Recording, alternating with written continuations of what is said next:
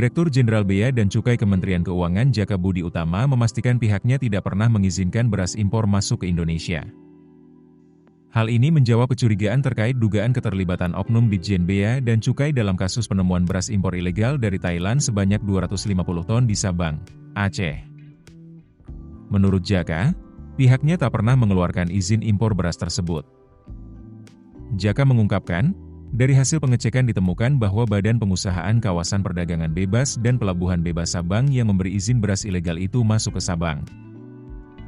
Hal tersebut memungkinkan karena daerah tersebut merupakan kawasan perdagangan bebas dan pelabuhan bebas. Dengan status sebagai KPBPB maka memungkinkan barang impor yang masuk dari Sabang mendapatkan kemudahan fasilitas dan lebih sedikitnya formalitas bea cukai.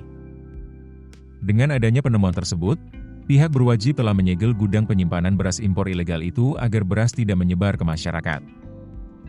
Dia memastikan, pihaknya bersama kepolisian, Kementerian Pertanian, dan para pemangku kepentingan terkait bakal mengusut kasus ini dan menindak pelaku penyelundupan beras.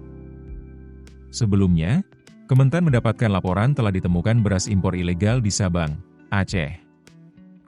Menteri Pertanian Andi Amran Sulaiman mengatakan, pihaknya telah menyita 250 ton beras impor di sebuah gudang di Sabang, Aceh.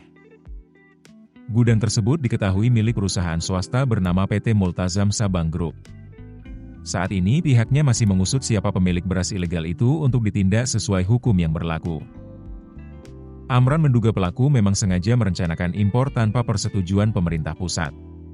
Sebab dari laporan yang diterima, izin impor dari Thailand telah terbit sebelum rapat koordinasi mengenai impor beras digelar pada 14 November 2025. Sementara itu, Amran juga telah mengkonfirmasi ke seluruh anak buahnya di Kementan dan mereka mengaku tidak memberikan izin impor beras pada rakor tersebut. Dia juga memastikan Kementerian Perdagangan tidak memberikan izin impor beras pada kasus ini. Keputusan bisnis terbaik datang dari data, bukan tebakan. Mudah berlangganan Business Insight dengan subscribe with Google.